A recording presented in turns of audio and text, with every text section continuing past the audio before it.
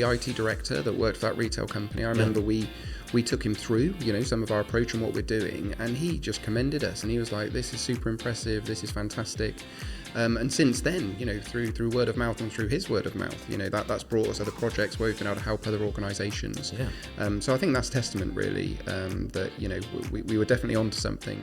I suppose expanded into different sectors as well. So we started off as retail, we've now gone into higher education, central government, manufacturing, all sorts of different sectors. Yeah, and I think that was always one of the big kind of pushes, wasn't it? And you really helped me because, I think I was, I always had it in the back of my mind to do this, but it was just having that encouragement or that kind of approval from, a peer that I well respected.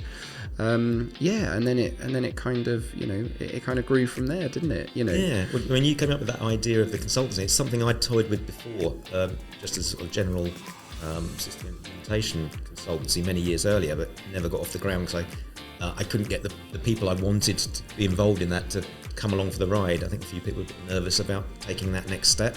But when you came up with the idea, and I thought, well, yes, it's a feasible idea.